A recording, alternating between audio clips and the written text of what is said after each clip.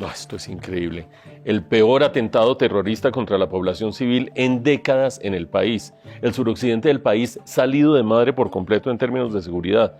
Pero por otra parte, el presidente Petro dice que los índices de violencia son exactamente iguales que los del gobierno anterior y del anterior incluso, desde la firma del acuerdo de paz.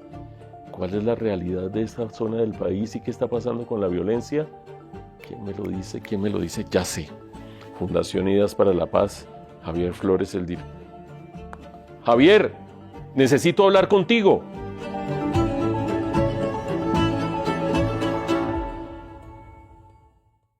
Javier Flores, director del área de conflicto y seguridad de la Fundación Unidas para la Paz, bienvenido a Entrevista Reina del periódico El Tiempo. Muchas gracias, Mauricio, por la invitación. Para nosotros desde la Fundación Unidas para la Paz siempre es muy grato acompañar estos espacios para tratar de entender lo que nos está pasando en el país.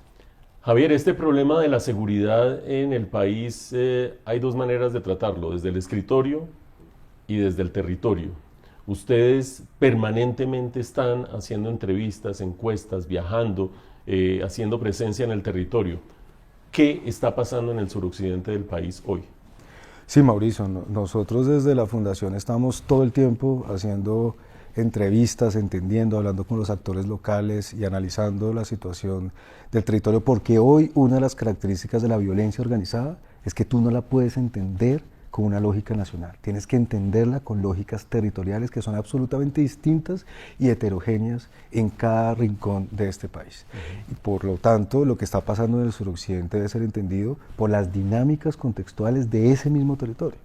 Estamos hablando del corazón del suroccidente colombiano, estamos hablando de un territorio que conecta al norte con el sur del país y que le abre las puertas a Colombia hacia el resto de países de América Latina. Entonces no es un territorio cualquiera y al mismo tiempo es la frontera natural del Pacífico.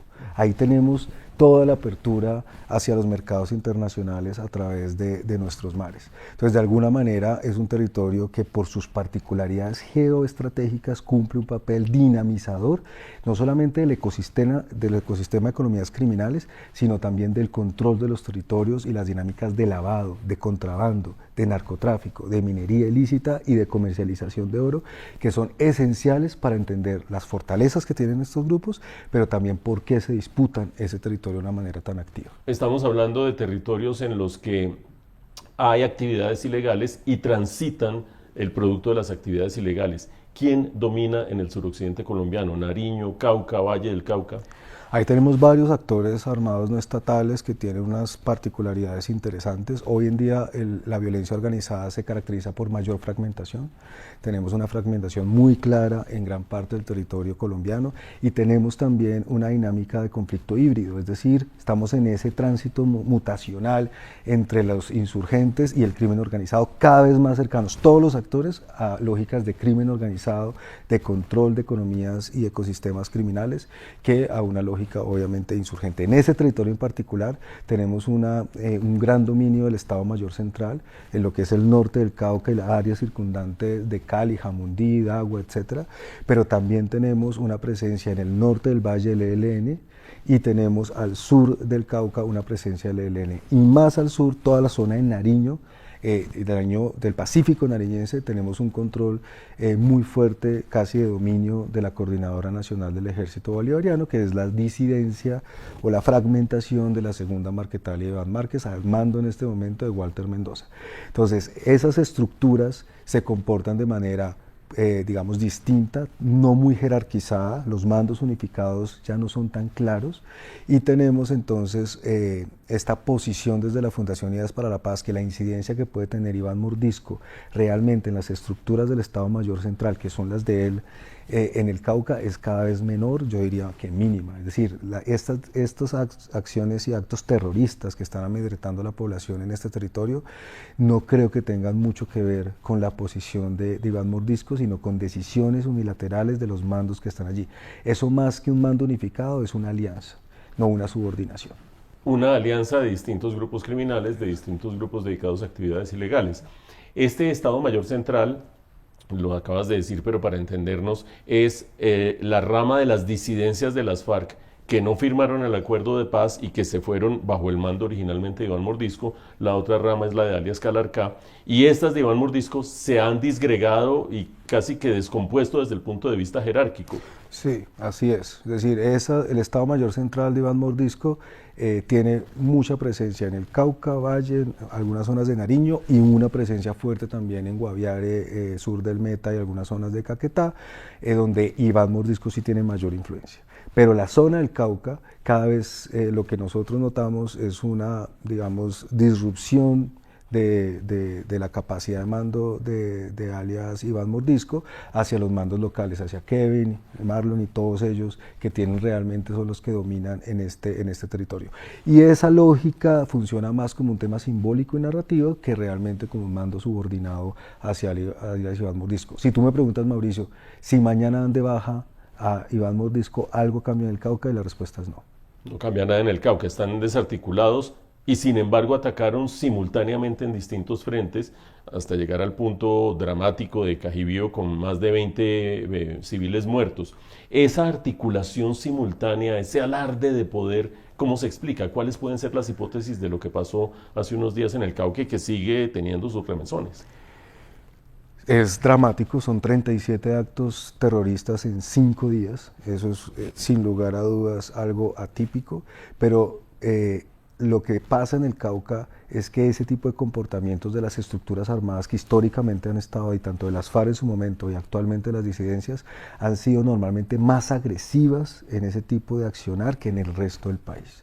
Aquí se concentra casi el 43% de los ataques ofensivos que hace el Estado Mayor Central en todo el país se concentran en esta área del Cauca. Eso implica que es un grupo mucho más ofensivo contra el Estado y que ataca la infraestructura civil de igual manera. Hay muchas hipótesis. Una es mandar mensajes políticos claros de que aquí mando yo, ante la posibilidad de que el ELN siga bajando y de que la Coordinadora Nacional siga subiendo y que el Clan del Golfo cree de nuevo lo que se denominó en su momento el bloque Calima de las autodefensas, que hay indicios de que quiere hacerlo. Entonces son mensajes políticos muy claros de esta organización diciendo aquí mando yo, no manda nadie más y no me van a quitar este territorio. Lo segundo es que el ecosistema de economías criminales juega un papel clave y este tipo de actos también en lo que motivan es a dejar las presiones de ciertos puntos neurálgicos para la movilidad, por ejemplo el narcotráfico, la comercialización de oro, el contrabando, entre otros, para que la fuerza pública se repliegue hacia estas áreas y deje libres otros espacios que actualmente están siendo copados por unidades de la fuerza pública. Y sin lugar a dudas es un mensaje también hacia las comunidades porque en esta zona del país su legitimidad es menor. La confrontación con la población y sobre todo con la organización indígena ha sido muy grande y estos mensajes mandan con claridad de alguna manera un tema simbólico y es si yo no logro su lealtad a través de otros medios, lo logro a través de estos actos terroristas. Mencionabas las acciones de la fuerza pública. Mucha gente se pregunta de qué intensidad, con qué decisión, con cuánto énfasis se han hecho acciones de la fuerza pública para poner un periodo desde que llegó el ministro Pedro Sánchez en esa zona del suroccidente del país. Nosotros veníamos viendo con preocupación precisamente al inicio del gobierno Petro por los cesos al fuego, entre otras razones, una disminución de algo que parecía obvio y era esa fortaleza ofensiva de las fuerzas militares y de policía en todo el territorio nacional. Con la llegada del ministro Sánchez sí hemos visto un aumento considerable. Entre el año 2024 al año 2025 un aumento del 34% de las acciones ofensivas del Estado colombiano hacia estas estructuras, eso es importante, y casi un aumento del 120% desde el inicio del gobierno a la fecha. Es decir, que celebramos que eso esté pasando. Lo que nos toca preguntarnos como colombianos y sobre todo al gobierno nacional, pero también a los que nos dedicamos a hacer estos análisis es ¿qué estamos haciendo mal?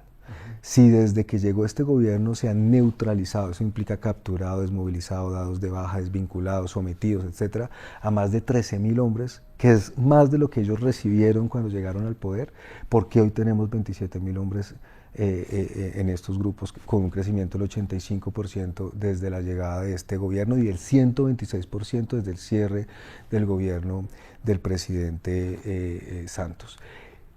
La razón es porque estamos haciendo más de lo mismo sin realmente golpear las estructuras o los nodos críticos que le dan la fortaleza a estos grupos. ¿Qué son cuáles esos nodos críticos? Para nosotros es clave que podamos combatir, por ejemplo, el reclutamiento forzado. La facilidad con la que se hace reclutamiento en Colombia y la forma dramática en que han encontrado nuevos repertorios para hacerlo es impresionante. Hoy en día hay empresas que, digamos, dedicadas a la tercerización del reclutamiento forzado en nuestro país. Es decir, se dedican a reclutar y a repartir entre los distintos grupos a un mejor precio. Por ejemplo, hay precios para mujeres, hay precios para niñas, hay precios para niños. Los niños y las niñas hoy son muy apetecidos, pues se vuelven cinturones de seguridad para los cabecillas de estas organizaciones para evitar bombardeos o para, si hay bombardeos, generar ausencia de legitimidad para el Estado colombiano. Es decir, esos repertorios. ¿Y por qué no estamos haciendo nada contundente? Ese es un canal facilísimo que deberíamos atacar para evitar que sigan creciendo. Lo segundo, y parece obvio, pero las economías ilícitas, Mauricio, este ecosistema criminal de economías ilícitas que cada vez permea con mayor fuerza las economías formales, está ahí presente, y el Estado hace relativamente poco. No sé si tú sepas cuál es el presupuesto de la Unidad de Inteligencia y Análisis Financiero de Colombia, que es la que debería golpear donde les duele, son las finanzas criminales, la UIAF. No sé. El presupuesto es de 34.000 millones de pesos, Sí, muy cercano al que tiene, y no es porque no sea importante, el Instituto de Ciegos y Sordos de Colombia. Si ese es el valor que le damos a la inteligencia financiera, fuera de eso cooptada por unas personas que no tienen la experiencia, el conocimiento para manejarlo, pues tenemos al Estado en un desbalance muy, digamos, negativo contra esas estructuras. El narcotráfico representa el 4% del PIB colombiano. Si sumamos el resto de economías ilícitas y de ecosistema de las economías criminales, podemos estar llegando, digamos, al 6%. El 6%, Mauricio, en este momento son casi 80 billones, o un poco más, 90 billones de pesos, que se mueven en nuestros territorios de economías informales, que dinamizan esas economías regionales, y el Estado lo persigue con los mismos instrumentos de hace 20 años. Erradicación, incautación, persecución de laboratorios, con unos resultados magros que lo que vemos es que no afectan realmente a estas estructuras criminales. Para poner en perspectiva esa cifra, creo recordar que en la época al finales de los 80, cuando se empezaron a hacer estudios económicos del narcotráfico, la economía del narcotráfico pesaba 3% y estábamos en un punto álgido, estábamos en un punto duro de dominio de Pablo Escobar y su disputa con el cártel de Cali. Ahora estás hablando de 5 o 6% del Producto Interno Bruto en economías ilegales. 4% del narcotráfico, que es lo que se puede medir aproximadamente, y yo creo que un 2% de otras economías que pueden también participar en este proceso, que son más difíciles de medir, y por lo tanto tenemos unas economías locales secuestradas por la ilegalidad, la criminalidad, que genera también y permea la posibilidad de la gobernanza criminal y el control territorial de estos grupos, para lo cual el Estado está haciendo, a pesar de que se ve operativamente que hace mucho, las cifras lo demuestran, realmente en el fondo no estamos logrando nada, parecemos en una bicicleta estática. Suena bastante razonable, perdón, que si la fuente de todos estos problemas son las economías ilegales y que si se está haciendo lo mismo de antes sin ningún resultado, habría que cambiar la estrategia del Estado para controlar las economías ilegales. Si eso suena razonable, ¿por qué estamos en esta situación de irracionalidad? No se hablan las entes del Estado, no recibe instrucciones adecuadas el ministro de la Defensa, no hay tecnología, no hay estrategia, no hay inteligencia.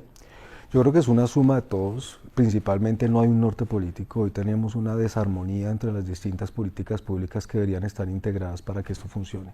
La política de seguridad por un lado, si es que la tenemos, la política de paz absolutamente por otro, la política criminal ni existe hoy en día, no sabemos cuál es, la política de transformación territorial que es indispensable para lograr resultados sostenibles está quedada, digamos, muy magra, y la política de desmantelamiento de estos grupos, pues sin una ley de sometimiento poco se puede hacer. Es decir, cuando tú empiezas a ver esas realidades, particularidades, sin un norte claro, pues cualquier resultado te sirve. Y estamos entonces en resultados, y es la segunda razón, con indicadores que nos mueven, son resultados operativos, que tú puedes mostrar que existen. El presidente dice que él ha combatido el narcotráfico porque ha incautado 1.000 toneladas de clorhidrato de cocaína en el último año. 1.000 kilogramos de clorhidrato de cocaína que representados realmente en el nivel de productividad que tenemos hoy, pues resulta siendo menos porcentualmente de lo que históricamente hemos hecho para combatir el ejercicio. Pues de alguna manera los indicadores operativos, y ha sido algo histórico, no solamente este gobierno, nos ha llevado a tomar malas decisiones del uso de herramientas de política pública para atacar realmente los nodos que pueden desactivar a estas organizaciones. El próximo gobierno, Mauricio, por lo menos debe llegar a contener el problema. Eso ya sería mucho. Ojalá logre contener y empezar a desmantelar o a parar lo que está pasando en las regiones del país. Las cifras son contundentes. El año pasado hubo 1.6 millones de personas afectadas con indicadores de impacto humanitario. 1.6 millones de personas. Eso triplica lo que pasaba en el 2024. Cuando esas cifras, y no son cifras nuestras, son cifras oficiales, cuando uno ve esas cifras, Mauricio, uno dice, ¿el país no está en caos? A mí me parece que debemos ser mucho más precisos y mucho más también entender lo que las comunidades están sufriendo en muchos de sus territorios, y me parece irresponsable tener un análisis tan simplista frente a esa materia. Ya vamos a hablar de lo que debe hacer el próximo gobierno o lo que pueda hacer el próximo gobierno, pero quiero detenerme un poco en los análisis simplistas y los indicadores inadecuados. El presidente Petro, en su alocución del comienzo de esta semana que termina, mencionó un par de cosas que sorprenden a la opinión pública. La primera de ellas dice que los índices de violencia e inseguridad se han mantenido estables durante el gobierno de Iván Duque, durante el gobierno de él, prácticamente desde que se firmó el acuerdo de paz con las FARC. Y para ello usa un indicador que es la tasa de homicidios. Quiero que me cuentes si la tasa de homicidios ha estado estable y, además de eso, si ese es el indicador para medir los índices de violencia en el país. Lo primero que hay que decir es que evidentemente Colombia como país ha logrado un avance significativo en la reducción del homicidio. Nosotros pasamos de unas tasas de 70 por cada 100.000 habitantes en los años 90 a una tasa de 22, de 24, ahorita estamos en una tasa de 25 el año pasado, y las proyecciones que tenemos para este año es que puede llegar a ser de 26 por cada 100.000 habitantes, que es una tasa, digamos, importante, una disminución. Colombia es hoy en eso un mejor país, no gracias a este gobierno, sino a la estabilidad que hemos logrado dar con políticas de seguridad hace, digamos, varios gobiernos. Ahora bien, ¿es el homicidio o es la tasa de homicidios el indicador para entender lo que está pasando hoy? La respuesta es no, es insuficiente, y lo hemos dicho desde la Fundación Unidas para la Paz, incluso en respuesta a muchos de los trinos del señor presidente, que respetamos profundamente, pero creemos que tenemos que tener indicadores que realmente valoren lo que está pasando. Hoy la violencia que se utiliza es menos letal, eso no implica que sea menos dramática para las comunidades que lo están viviendo. Hoy tenemos, el confinamiento subió un 12% el año pasado, Mauricio, el desplazamiento subió un 85%, el secuestro un 133%. Si esos indicadores no nos hacen pensar que algo está mal, pues estamos haciendo un análisis bastante limitado de las realidades del país. Fuera de eso, crecimos en un 85% el número de hombres, tanto de hombres armados como de redes de apoyo de estas organizaciones, un crecimiento territorial del 12%, hoy llegan a tener algún tipo de influencia. No en todos lados es gobernanza criminal, ojo, porque también, digamos, en algunos momentos exageramos y generalizamos, no todo es gobernanza criminal, pero hoy tienen 627 municipios algún tipo de influencia de estos grupos, un crecimiento del 12% frente al año pasado. Entonces, algo está mal, y evidentemente el país, sin politizar esto, tienen que encontrar las maneras de reducir el impacto humanitario que está sufriendo estas comunidades como primera medida, pero también contener el crecimiento y empezar a perturbar a estos grupos para que realmente digamos, tengamos un país un poco más seguro y mejor.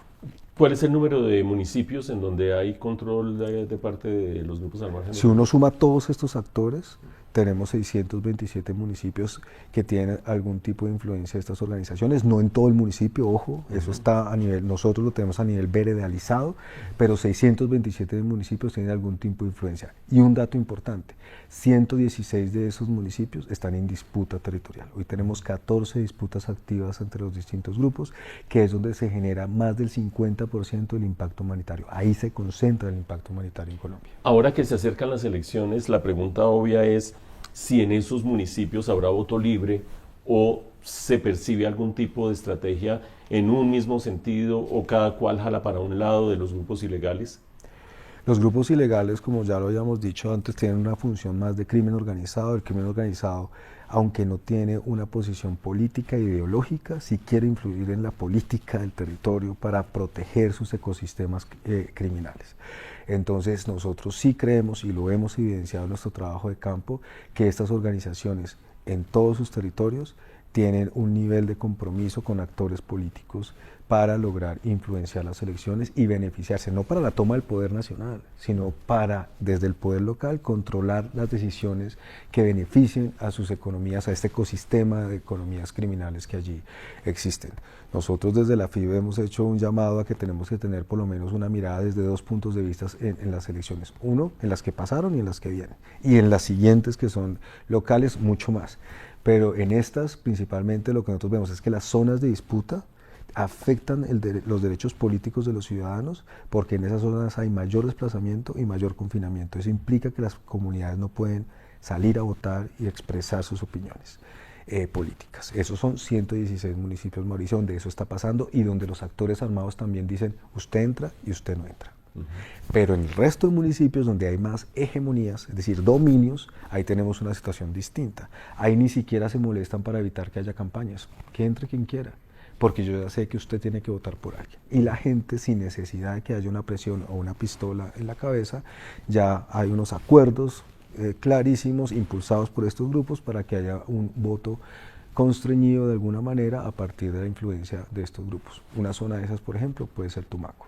Entonces, dependiendo del área, sí tenemos esos dos niveles. Un nivel de confrontación que restringe derechos políticos a partir de la violencia y el uso de la violencia, menos letal pero dramática, y una zona de dominio donde no hay tanta violencia, pero los actores armados, a partir de la gobernanza criminal, deciden o construyen el derecho político de las personas. Los actores armados más o menos organizados pueden ser cualquier cosa, entre 5, 6 y múltiples, de acuerdo con su regionalización.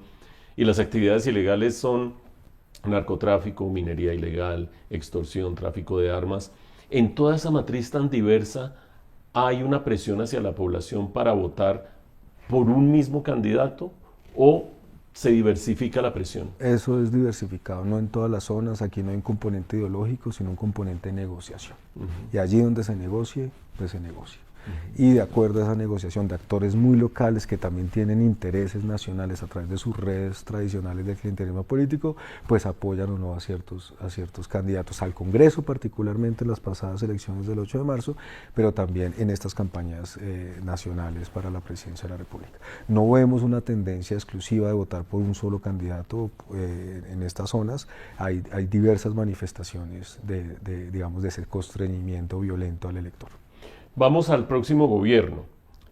¿Qué tendría que apretar en sus tuercas, aumentar en sus presupuestos, fortalecer en su cooperación internacional y cambiar de estrategia el próximo gobierno para controlar este desmadre de la economía ilegal y de la erosión de las instituciones que hay en las regiones de Colombia? Lo primero, Mauricio, es decir, aquí no hay una bala de plata que le va a solucionar a ningún presidente este problema. O sea, no hay una solución única. Aquí tenemos que reconocer la heterogeneidad del problema y actuar de acuerdo a esa heterogeneidad con todas las herramientas que nos da nuestras instituciones para poder actuar en esos territorios. Lo segundo es ordenar la casa. Tenemos mucho desorden que nosotros mismos como sociedad nos hemos venido inventando. Cada gobierno llega con ideas que van quedando. Entonces tenemos muchas, de alguna manera, capas de formas de abordar esos territorios distintas que vuelven muy problemático el accionar del Estado. Por ejemplo, nosotros nos hemos inventado, en Colombia se han inventado hasta 9 categorizaciones distintas para estos grupos. Cuando tú tienes esa ramillete de caracterizaciones, no entiendes lo que está pasando. Tenemos que ordenar la casa. Un buen instrumento para hacerlo es la Ley de Orden Público, que el próximo gobierno tiene que llegar a modificar antes del 5 de noviembre del próximo año. Eso es una herramienta muy importante y muy dinámica que puede ser útil para tratar de ordenar un poco la casa. ¿Por qué existe ese plazo de noviembre del año entrante? Porque se queda sin vigencia. Cada 4 años queda sin vigencia la ley. Y es la ley que ha servido de marco para hacer estas conversaciones, estos acercamientos, estos voceros de paz, toda esta cantidad de para cosas. Crear zonas especiales de intervención, para muchas cosas. En el gobierno Duque, por ejemplo, se crearon a partir de esa ley lo que se llamó en ese momento las zonas especiales de intervención integral, las 6 o zonas futuro, y así. Cada gobierno la utiliza de acuerdo a su norte. Y el gobierno que llegue es un mensaje para cualquiera de los 5 candidatos que están, bueno, los 14 candidatos que están en contienda, tiene que llegar ya con una ley de orden público clara y radicarla el 8 de agosto ante el Congreso de la República. Lo tercero es que tenemos que saber que tenemos una crisis fiscal fundamental. Yo veo muchas propuestas de los candidatos que se basan en unos presupuestos infinitos que no tenemos. Tenemos que ser realistas con lo que hay, no tenemos mucho tiempo para tomar decisiones y recomponer el camino, por lo tanto los candidatos deberían por lo menos saber qué hacer con lo que tienen mientras que logran mayores presupuestos, un consenso mayor en el Congreso, etcétera, para tomar medidas mucho más estructurales a futuro. Lo tercero es el fortalecimiento de las capacidades de nuestra fuerza pública, de la inteligencia nacional, la reconversión de las relaciones con varios de nuestros principales aliados en inteligencia como Israel, Reino Unido y Estados Unidos, que hoy en día no es que no funcionen, pero hay mucha desconfianza en la comunidad de inteligencia colombiana por lo que pasa en la DNI, por lo que pasa en la UIAF, por lo que pasa en las fuerzas militares. Yo creo que eso es de las primeras decisiones que tenemos que tomar. Y 3 cosas esenciales, Mauricio. Primero, proteger a la población. Tienen que hacer operaciones de estabilización en las zonas de disputa. No sabemos qué hacer en las zonas de disputa. El Estado colombiano no es experto en eso, porque normalmente hemos atacado a un actor armado en una zona específica. Cuando hay 2 actores armados, o sea, un conflicto mucho más vertical, se vuelve difícil, mucho más horizontal, se vuelve difícil entender cómo actuar desde el Estado colombiano, pero hay que diseñar esas operaciones para parar el impacto humanitario terrible que están sufriendo 14 zonas del país donde hay disputas territoriales. Segundo, contener y perturbar.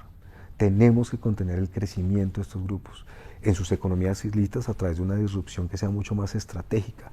No es dejar de hacer lo que se hace. Digamos, eso se puede seguir haciendo, pero eso no nos va a servir de nada si no encontramos los nodos críticos y golpeamos donde podemos realmente generar daño a las finanzas criminales de estas organizaciones. Perturbar realmente, no tanto a los grandes cabecillas, aquí somos felices diciendo que el objetivo de alto valor, eso no va a funcionar, necesitamos golpear los nodos críticos de financiación y de reclutamiento y hoy en día de manejo de nuevas tecnologías en cada una de las organizaciones en territorio para tener un efecto mucho más claro. Y cuarto, necesitamos recuperar el control territorial de ciertas áreas. Eso no solamente se hace con más ejército, más fuerzas militares, más policía y más fiscalía, aunque también, sino que se hace con unas políticas de transformación territorial serias que entiendan que eso no solamente es a través de instrumentos cinéticos o instrumentos militares y de policía y de justicia, sino con medidas de transformación para superar las grandes desigualdades y complejidades que tenemos en nuestros territorios. Sin que eso funcione de manera armónica, como te dije, con una voluntad política y un norte claro, difícilmente vamos a avanzar. Y por último, esto no es, hace 10 años podríamos haber dicho, hace 20, que esto era un tema de las fuerzas militares con acompañamiento de la policía y la fiscalía y la rama judicial. Hoy en día creo que la lógica, como es mucho más criminal, se invierte. La ecuación se invierte. Hoy necesitamos más policía, más investigación criminal, o sea, más justicia con acompañamiento de nuestras fuerzas militares.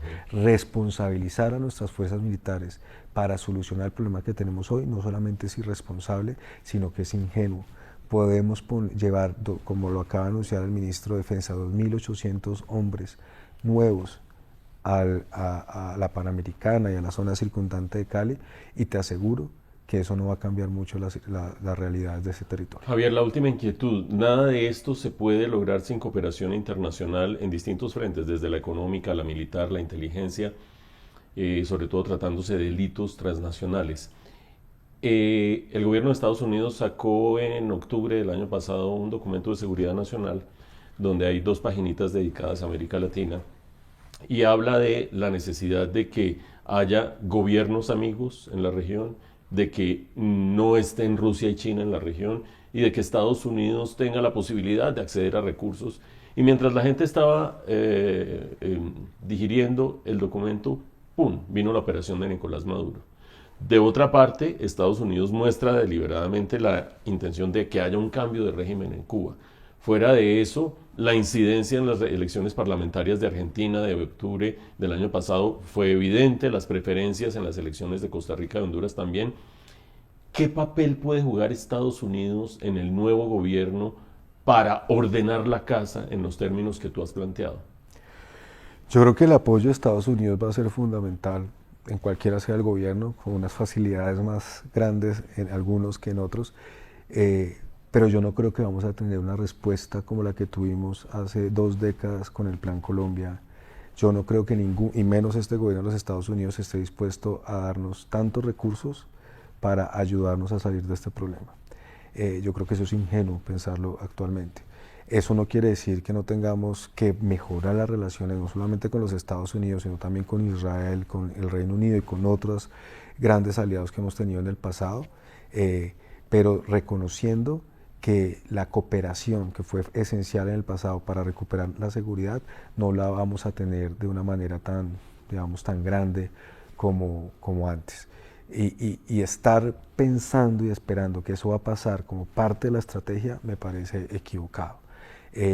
Pero sin duda, cualquiera sea la política de seguridad que vayamos a implementar, los Estados Unidos, la inteligencia de los Estados Unidos, la capacitación de los Estados Unidos va a cumplir un papel clave en unas dinámicas que son cada vez más transnacionales. Nosotros no podemos entender nuestro conflicto, nuestra violencia organizada, si no entendemos que hace parte de una, digamos, de una lógica transnacional de crimen organizado mucho más ambiciosa que lo que pasa en Colombia. No podemos mirarnos el ombligo, tenemos que entender que estas redes van más allá de nuestro país y que son nuestros países productores y de tráfico son países que se convierten exclusivamente en plataformas de un gran comercio internacional criminal en varios aspectos, no solamente en el narcotráfico, sino cada vez más, por ejemplo, en los crímenes ambientales. El 20% de los crímenes de la economía criminal internacional viene de crímenes ambientales hoy en día.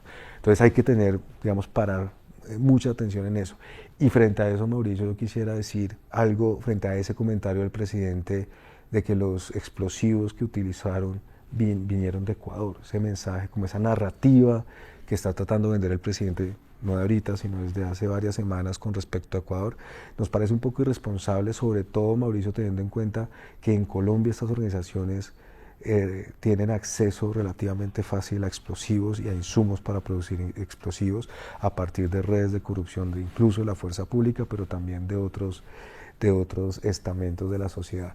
Entonces, decir, digamos que nos toca ser más responsables en esos análisis si queremos realmente superar los problemas estructurales que tiene Colombia en materia de seguridad.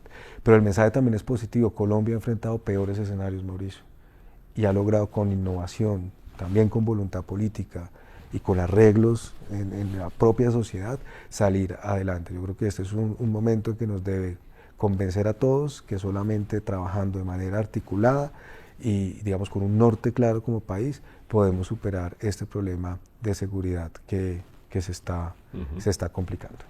Es Javier Flores, el director del área de seguridad y conflicto de la Fundación Ideas para la Paz. Muchas gracias, Javier, por haber estado en la entrevista reina del periódico El Tiempo. No, Mauricio, muchas gracias a ustedes.